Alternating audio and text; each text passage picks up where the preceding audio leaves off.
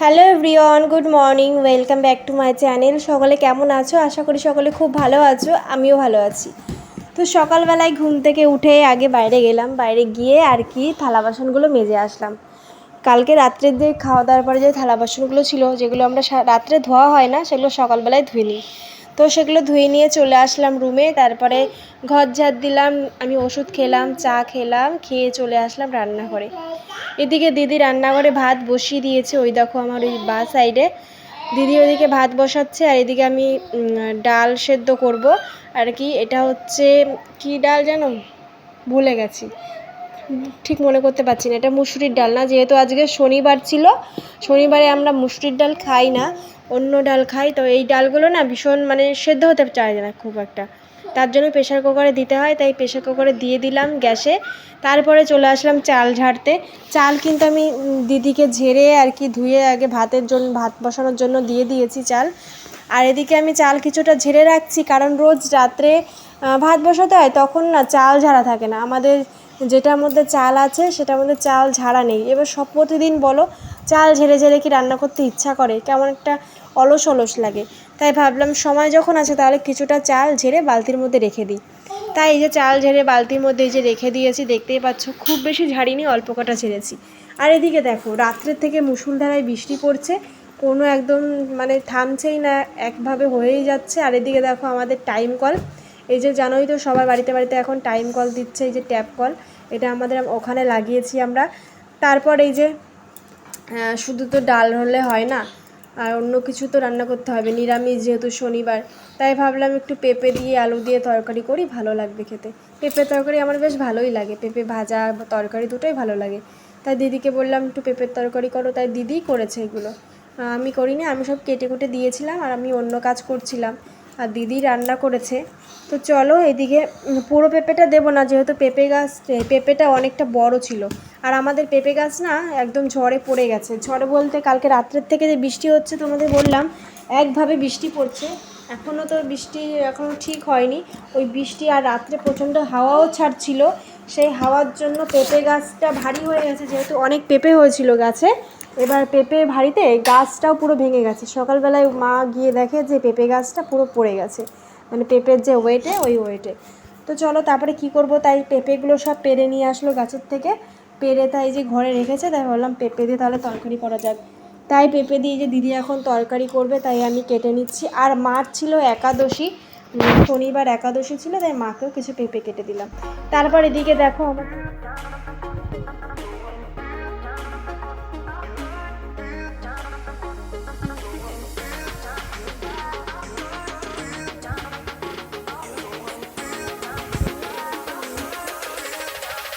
সেটাকে আমি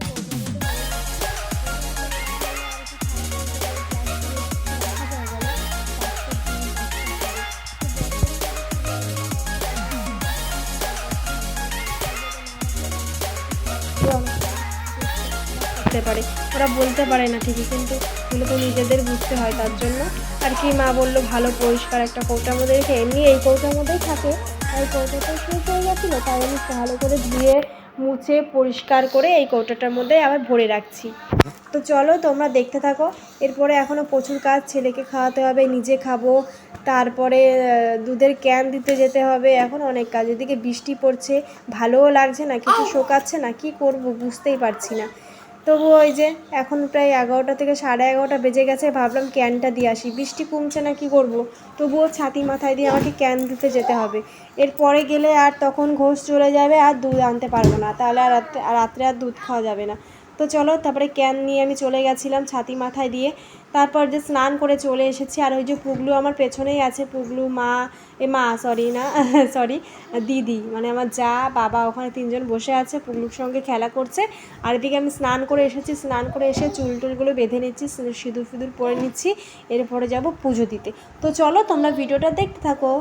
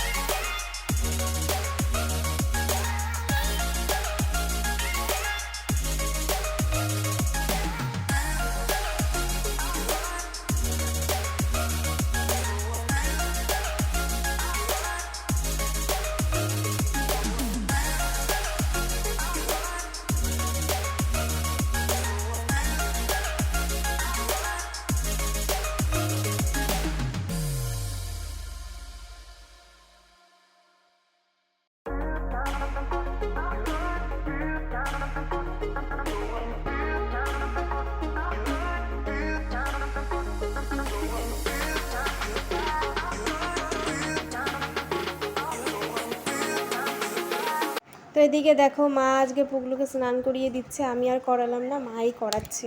তো সকাল থেকে তো বৃষ্টি হচ্ছে, এখনো কোনো বৃষ্টি থামেনি। আর এই যে কি বলছো জল, আর হচ্ছে এখন হচ্ছে আমরা বড় করে প্রসাদ খাবো, তাই এখন ঘর থেকে বেরোতে হবে। ওইখানে যাবো, ওই গোয়াল ঘরের ওখানে মা প্রসাদ নিয়ে দাঁড়িয়ে আছে, চলো ওখানে যাই এখন। ছাতা নাও, ছাতা নাও। আমার উপরে কত না ঢং দেখবো। বৌমা ওই বাটিটা কি নিতে বলেছি?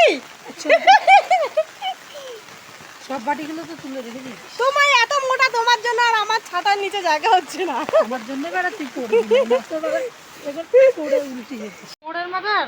আরে না, মোড়ের মাথায় কি গেছে নাকি? পুগলু, পুগলু কি খাচ্ছ তুমি?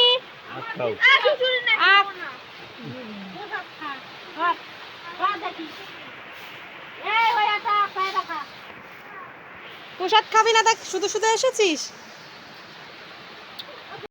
দুপুরবেলায় খাওয়া দাওয়া করে ঘুমিয়ে পড়েছিলাম, আর আমার আগেই তো ছেলে ঘুমিয়ে পড়েছিল। তারপরে 4টে সাড়ে 4টের দিকে ছেলে উঠলো, ও উঠলো বলে আমাকে উঠতে হলো, উঠে ওকে ভাত খাইয়ে দিলাম। তারপর দেখলাম ঘুম থেকে উঠে যে মা ফুল নিয়ে এসছে। এদিকে মা দিদি অলরেডি গাঁথা শুরু করে দিয়েছে, আর আমি আর বাকি থাকবো কেন, তাই আমিও বসে পড়লাম ফুল নিয়ে। ছেলে আমার ওদিকে দেখো দুষ্টুমি করছে রিমোট একটা হাতে নিয়ে। রিমোটটা যদিও ভালো না, তাই জন্য ওর কাছে দিয়েছি, ওই রিমোটটা নিয়েও খেলা করে। আর এদিকে ওকেও আমার দেখতে হচ্ছে, আর এদিকে মালাও গাঁথতে হচ্ছে। কি করবো বলো, বৃষ্টির সময়, সারাদিন বৃষ্টি হচ্ছে, কোথায় যাব বলো? বৃষ্টি যদি না হতো তাহলে একটু ঘুরতে বেরোতাম রাস্তার দিকে, বৃষ্টির জন্য কোথাও যেতে পারি না। তো কী করবো, তার জন্য বাড়িতে বসে বসে ফুলের মালা গাঁথছি। ফুলের মালা গাঁথলেও তবুও তো 10-20 টাকা হবে, সেটাও তো আমার লাভ। তার জন্য আর কী করবো, বাড়িতে বসেই মালা গাঁথছি সবাই মিলে, আর গল্পও করছি, মালাও গাচ্ছি। আর এদিকে টিভি চালিয়ে দিয়েছি, ছেলেকে কার্টুন দেখাচ্ছি, ও একটু একটু দেখছে, একটু একটু নাচ করছে, আর সঙ্গে আমাদেরও দেখা হয়ে যাচ্ছে। তো চলো এদিকে আমি মালা গাঁথি, তোমরা আমার ভিডিওটা দেখতে থাকো। ঘুমাও, জামা তো ঘাড়ের থেকে খুলে পড়ে যাচ্ছে। ঘুমাও ঘুমাও ঘুমাও, তাড়াতাড়ি ঘুমাও। ও আয় আয় আয়, না ঘুমাবি না, কি করবি তাহলে? না আবার বলছিস না, তাড়াতাড়ি ঘুমাও।